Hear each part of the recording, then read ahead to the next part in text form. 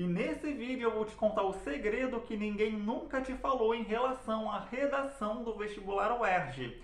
Até o final desse vídeo você vai sair sabendo montar uma redação completa com tudo que a UERJ pede. Então assista esse vídeo até o final para você ficar por dentro de todas as dicas, para você sair daqui sabendo montar uma redação formato UERJ. Então vamos ver essas dicas logo após a nossa vinheta.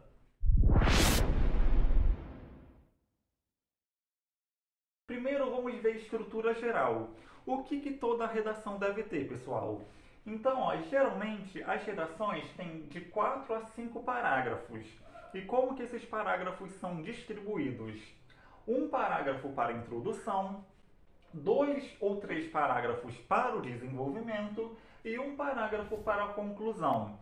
Na maioria das vezes, pessoal, a gente vê o desenvolvimento com 2 parágrafos, é o mais comum. Mas tem algumas redações que o desenvolvimento pode ter 3 parágrafos, tá? E o que a gente tem que colocar em cada etapa dessa? O que a gente coloca na introdução, no desenvolvimento e na conclusão?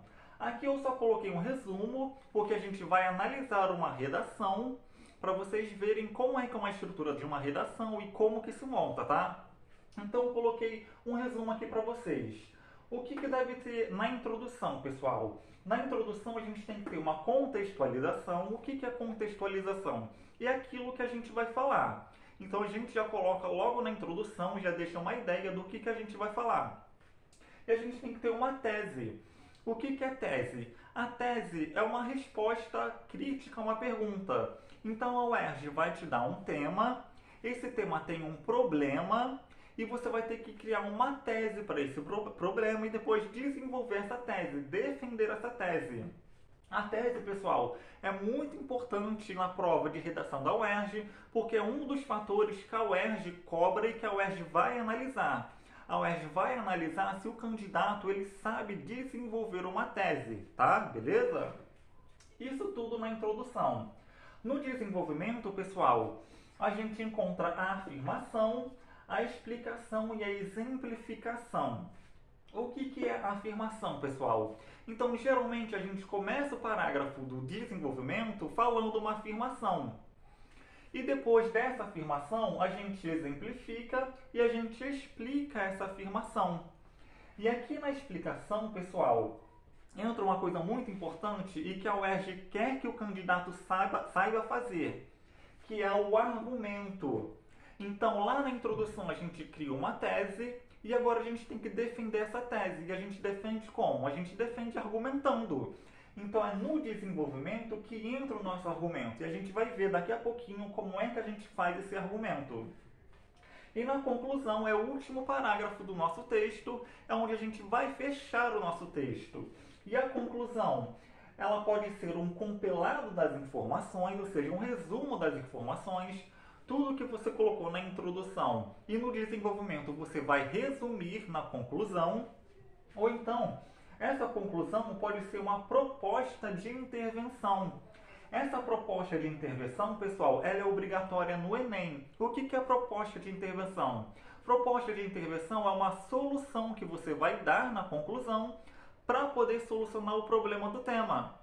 Então, por exemplo, se o tema for desmatamento, lá na conclusão você vai solucionar esse problema. Você vai dar uma proposta para poder solucionar o problema do desmatamento, beleza? Só que na UERJ, essa proposta de intervenção não é obrigatória. Na UERJ, você pode fazer uma conclusão a partir de um compilado das informações. Então, você vai ler a introdução do seu texto, a conclusão e o desenvolvimento, e depois você vai resumir todo esse assunto na conclusão da sua redação, beleza? Então, é uma diferença entre o Enem e a UERJ. No Enem, a proposta de intervenção ela é obrigatória, mas na UERJ a proposta de intervenção não é obrigatória, beleza, galera? Então essa daqui é a estrutura geral de uma redação e a gente vai analisar daqui a pouquinho uma redação muito bacana para vocês aprenderem a fazer uma introdução, o desenvolvimento e uma conclusão, beleza? E agora as regras da redação da UERJ, pessoal. Então, como eu já falei, a UERJ vai dar uma questão polêmica E essa questão polêmica, ela vai estar associada ao livro. Então a UERJ, lá no edital, ela lança um livro que o candidato tem que ler para poder fazer a redação. E ela, como título da redação, título não, como tema da redação, ela vai montar uma questão polêmica em cima de um assunto que está no livro, beleza? Então é importante que você leia o livro para conseguir fazer a redação. Outra regra da UERJ é que o título é obrigatório. Tem que fazer o título, pessoal. É mais uma diferença entre a redação do Enem e da UERJ. Na redação do Enem, não é obrigatório ter um título, mas na redação da UERJ tem que ter um título, tá, galera? A UERJ também vai avaliar, né, o respeito às regras da língua portuguesa. Então, se você sabe usar pontuação, se você sabe usar vírgula, concordância nominal, concordância verbal, então a UERJ vai analisar todo o respeito às regras da língua portuguesa. E uma outra regra, que a sua redação da UERJ tem que ter no mínimo 20 linhas e no máximo 30 linhas. Isso também já é uma diferença entre o Enem e a UERJ. Se eu não me engano, no Enem tem que ter no mínimo 7 linhas. Se eu não me engano é isso, 7 linhas o mínimo. Mas aí pensa aqui comigo, como é que você vai introduzir um assunto, vai desenvolver, colocar seu argumento para defender a sua tese e depois ainda concluir o assunto em apenas 7 linhas? Eu acho que é quase impossível, né, galera? Então a UERJ pede no mínimo 20 linhas e no máximo 30 linhas. E você tem que discutir o problema apresentado. Então, no tema, né, vai ter uma questão polêmica e você vai ter que discutir essa questão polêmica, ou seja, discussão do problema apresentado. Não é para fazer uma resenha do livro, não é para fazer um resumo do livro. O livro é apenas uma base para você desenvolver a sua redação, tá? Então você vai discutir a questão proposta com base no que você leu no livro, tá? Mas Felipe, é obrigatório eu fazer citação do livro? A UERJ não obriga você a fazer citação do livro, tá? Isso não é obrigatório. Mas eu acho legal você, como candidato, fazer a citação do livro, porque isso mostra para o corretor da sua redação que você realmente leu o livro, tá, galera? E o mais importante, pessoal, o principal segredo da redação da UERJ, ó, é isso aqui, ó. Capacidade de formular uma tese e argumentação. Então, desde o vestibular, a UERJ quer que o candidato saiba formular uma tese, saiba fazer uma argumentação. Por quê? Porque durante toda a sua vida acadêmica você vai precisar disso. Então, para fazer um TCC, para fazer uma tese de mestrado, para fazer uma tese de doutorado, você tem que saber elaborar uma tese. Lembra que tese é uma resposta crítica a uma pergunta? A gente vai ver daqui a pouquinho como que a gente faz uma tese, uma redação, mas basicamente é isso.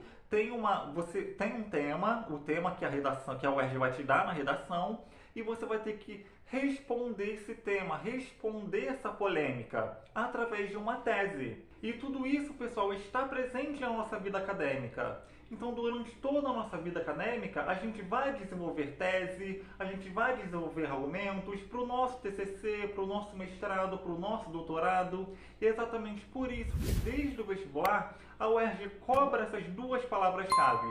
Então, ó, a redação da UERJ é focada principalmente nesses dois aspectos: formulação de tese e formulação de argumentos, beleza? Então, para tudo isso ficar mais claro para vocês, vamos analisar uma redação agora que eu separei para vocês e a gente vai ver, ó, como todos esses aspectos aparecem numa redação e como que a gente faz a construção completa de uma redação para o vestibular UERJ, beleza, pessoal? Vem aqui comigo na tela do computador.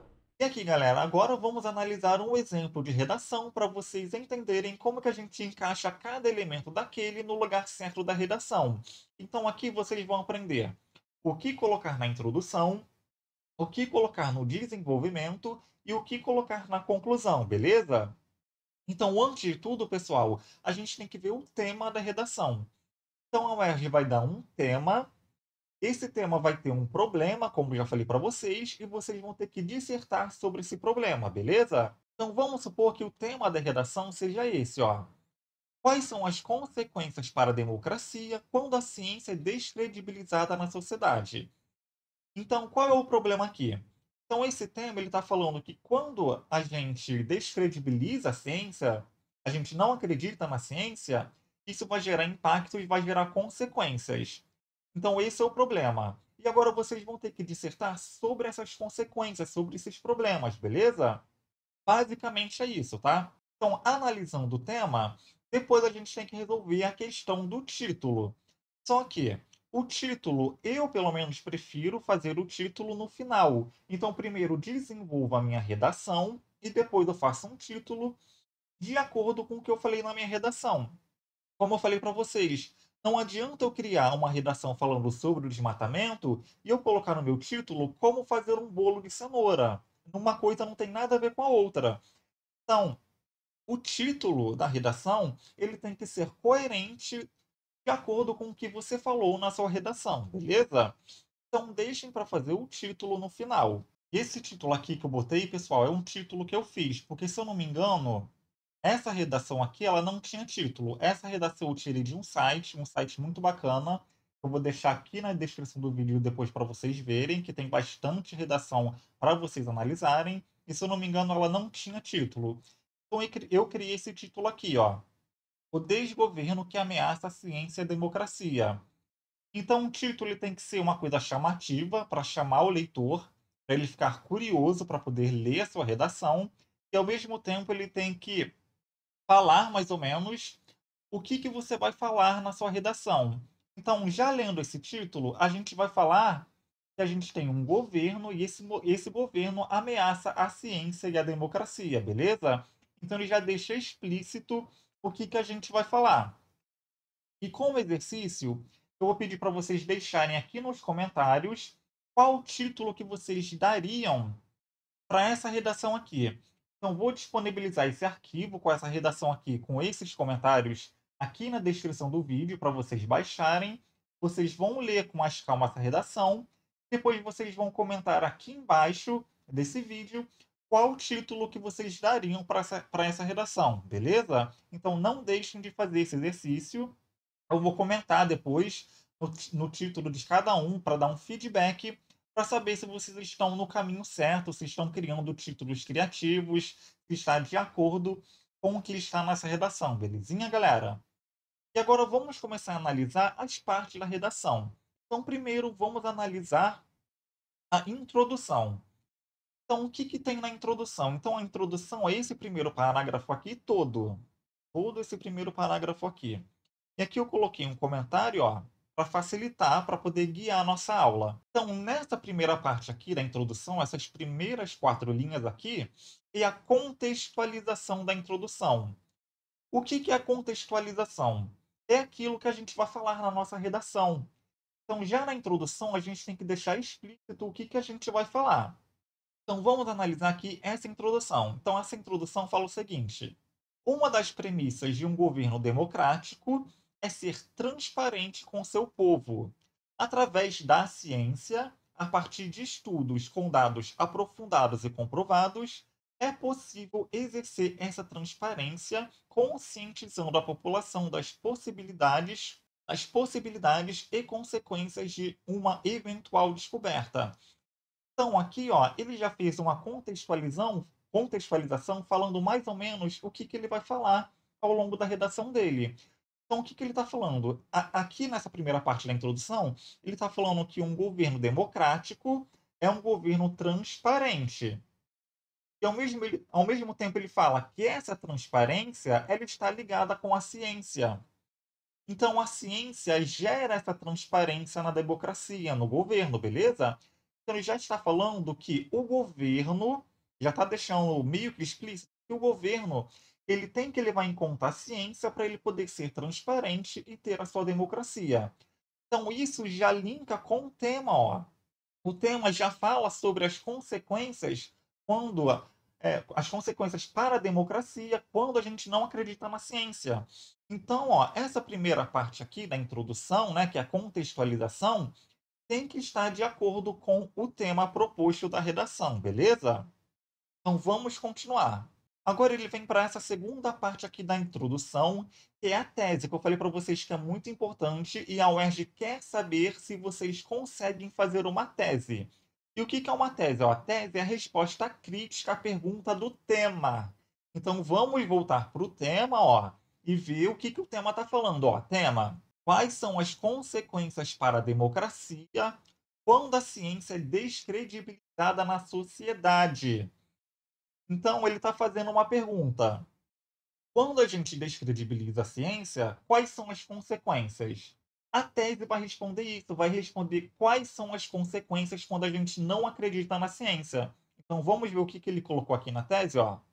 Quando a descredibilização da ciência, por-se-ia afirmar que se trata do progresso de um regime não democrático e de ataque ao bem-estar coletivo como consequência. Ó, ele respondeu quais são as consequências quando a gente não acredita na ciência. Então, isso que é a tese.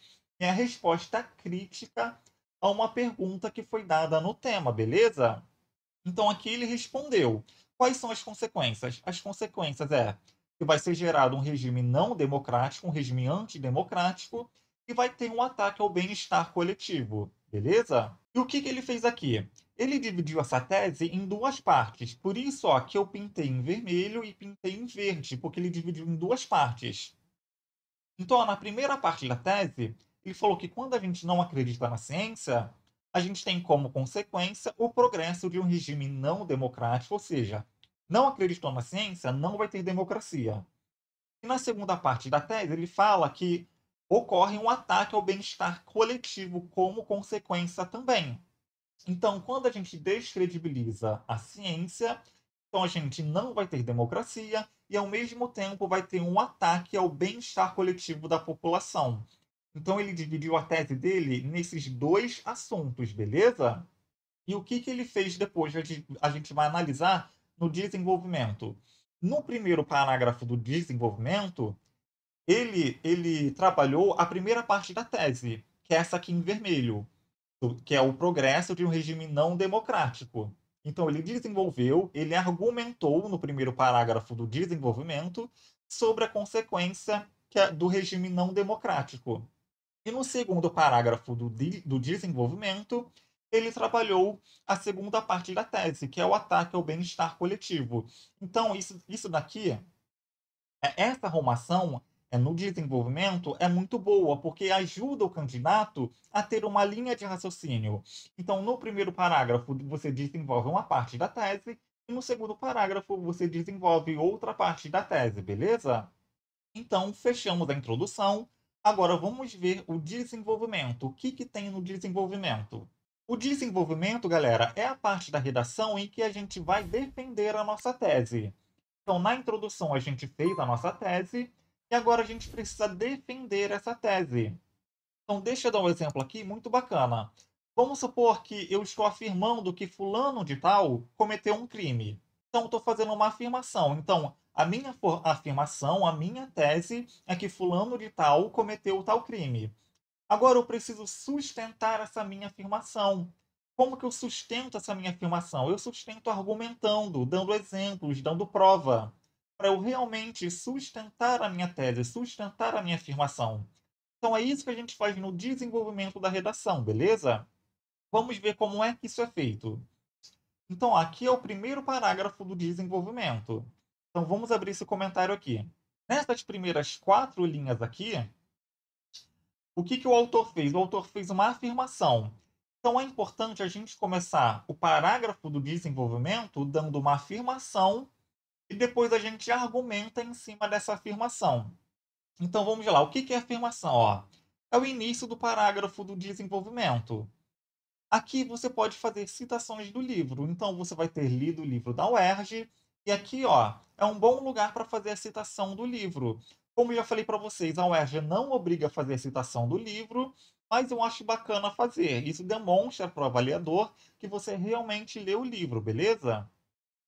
Neste momento, houve o resgate de uma parte da tese. Então a gente vai ver como é que ele resgatou uma parte da tese aqui, ó. Então aqui ele fez uma citação do historiador. Então vamos ler, ó. Dessa forma, haveria a constituição de uma democracia blindada segundo o historiador Felipe Demia. O governo passa a impressão de que é um regime democrático, mas na realidade não é, já que esconde e deturpa fatos científicos, os quais implicariam em uma população mais educada e crítica. Então, o que ele falou nessa afirmação aqui? Ele falou, ele afirmou que o governo finge ser democrático, mas na verdade o governo não é democrático. Por que não é democrático? Porque ele não leva a ciência em consideração. Ele esconde fatos científicos, ele deturpa fatos científicos, tá? Isso implicaria numa população menos crítica. Então ele fez essa afirmação. Qual é a afirmação dele no início do desenvolvimento? O governo finge ser democrático, mas na verdade não é democrático. Então ele afirmou isso. E aqui ele resgatou parte da tese. Lembra que eu falei para vocês que é importante, no primeiro parágrafo do desenvolvimento, você resgatar uma parte da tese e no segundo parágrafo a outra parte da tese? É por isso que essa parte aqui eu pintei em vermelho, ó. Então aqui está em vermelho e essa parte da tese aqui também está em vermelho. O que ele fala nessa parte da tese? Que uma das consequências de não acreditar na ciência é a formação, o progresso de um regime não democrático, um regime antidemocrático. Então ele resgatou, ó, essa parte da tese exatamente aqui nessa parte de desenvolvimento. Então aqui ele volta a falar que o governo finge ser democrático, mas na verdade não é democrático porque ele descredibiliza a ciência, beleza? Então ele fez o resgate de uma das partes da tese. E agora, como eu falei para vocês, essa parte da tese tem que ser sustentada, a gente tem que argumentar. Então é aqui no desenvolvimento que a gente vai dar o nosso argumento. E na prova da UERJ, na redação da UERJ, isso é muito importante, porque como eu falei para vocês, a prova da UERJ, a redação da UERJ, ela quer que o candidato saiba fazer uma tese e saiba argumentar para defender essa tese. Então aqui, ó, ele falou que o governo finge ser democrático, mas na verdade não é. Mas por que o governo faz isso? O que o governo ganharia fingindo ser democrático? Então agora ele vai argumentar em cima disso. Então, um macete para você criar um argumento é você se perguntar o porquê dessa afirmação. Então aqui ele afirmou, o governo finge ser democrático, mas por que ele finge ser democrático? A partir dessa pergunta, o porquê ele finge ser democrático, ele montou o argumento dele. Então vamos ver qual foi o argumento que ele montou. Isso para impedir possíveis transformações na estrutura do Estado burguês, devido ao potencial da sociedade se tornar mais questionadora sobre seus direitos e participativa. Isto é, o regime não democrático se blinda justamente para deseducar e confundir os cidadãos, de forma a manter o status do poder hegemônico. Então, essa parte aqui em roxo é a explicação, é a tese dele. A tese não, perdão, é a argumentação dele. A argumentação explica a tese. Então, ó, explicação. É aqui que você coloca seus argumentos para sustentar a tese. Então, ó, a pergunta que ele fez para poder desenvolver esse argumento: por que o governo impede o regime democrático? O que ele ganharia com isso? Então ele afirmou que o governo ele finge ser democrático, ele fez a seguinte pergunta: por que o governo finge ser democrático? Ele finge ser democrático porque isso mantém a sociedade sob o domínio do governo. Então o governo continua em pleno poder, enquanto a sociedade continua lá embaixo sendo pisada por esse governo, beleza? Então é assim que a gente monta uma argumentação. A gente faz o resgate de uma parte da nossa tese. Então, aqui, resgatou uma parte da tese através de uma afirmação. E agora a gente vai argumentar em cima dessa afirmação, beleza? Então é muito simples, não é nenhum bicho de sete cabeças. Com o tempo, através do treino, vocês vão pegando esse macete, beleza? Então aqui a gente fechou a primeira parte do desenvolvimento. Então vamos para a segunda parte do desenvolvimento, né, o segundo parágrafo.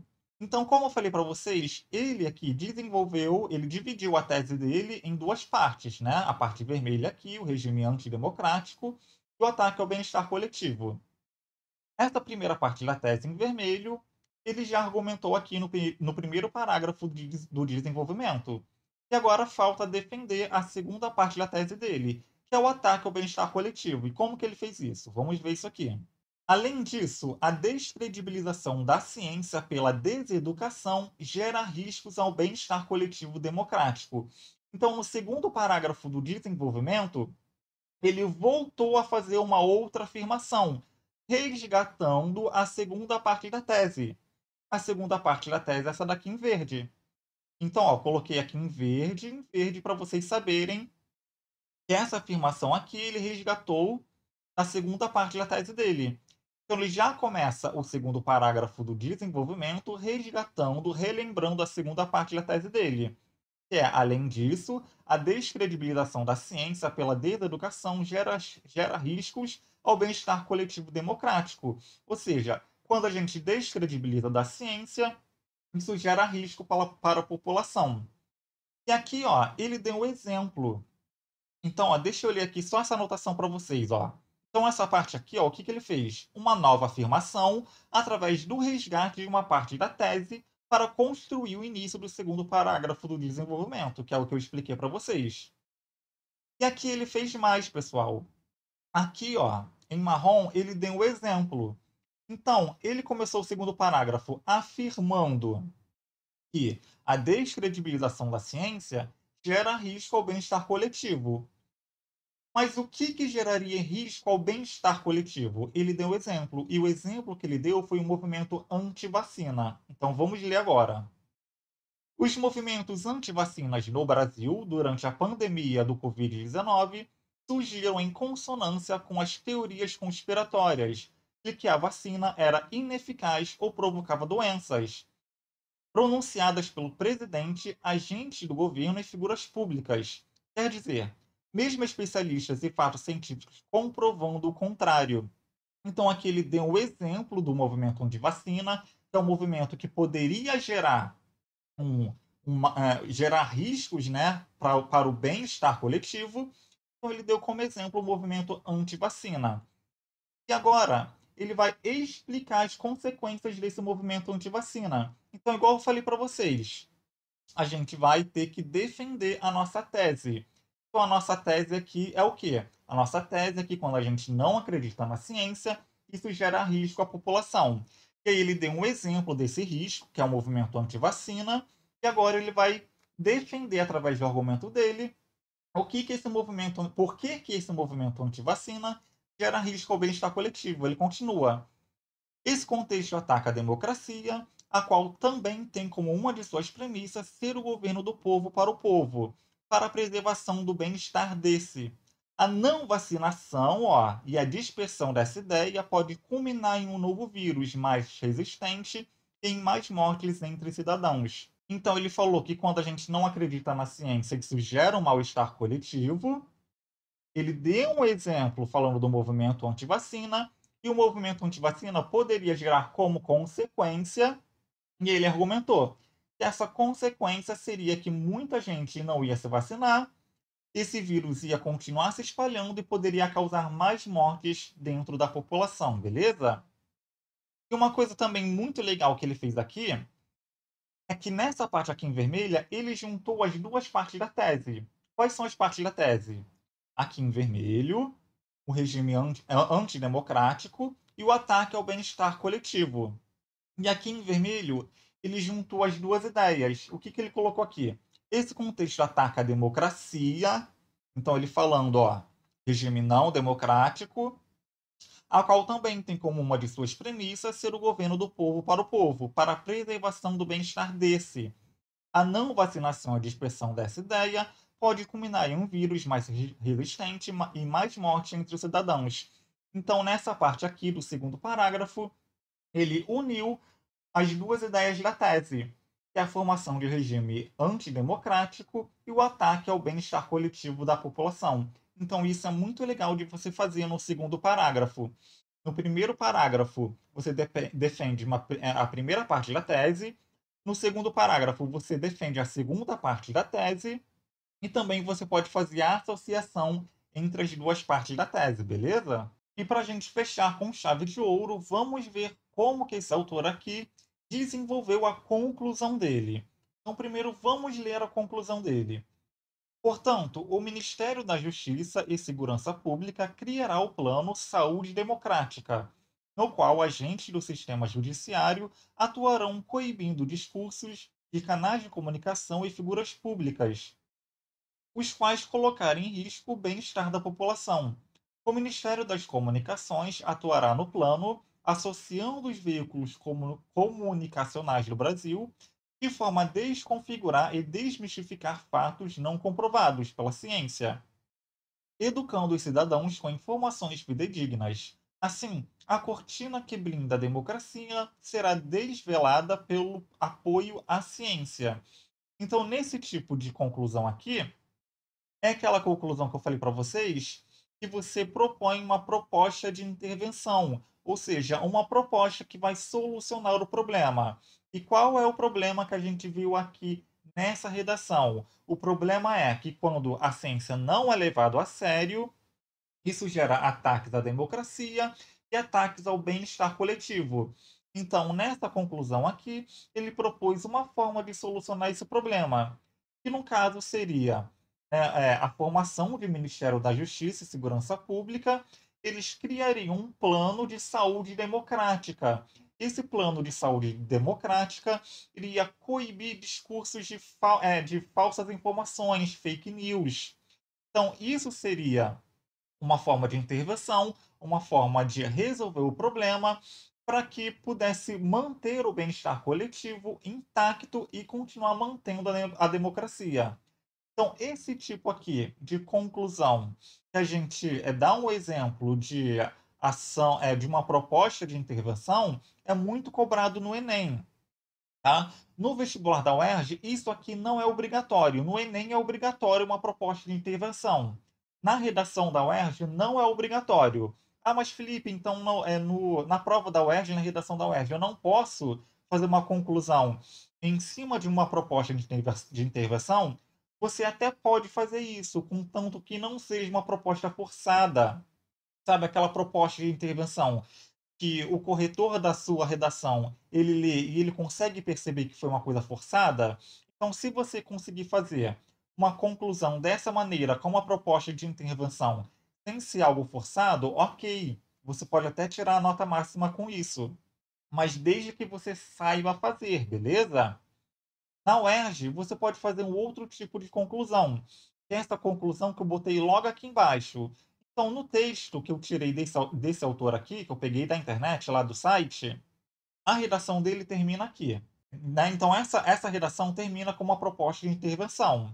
Então, para vocês saberem uma forma de você concluir o seu texto, uma forma alternativa de concluir o seu texto, eu montei essa conclusão aqui.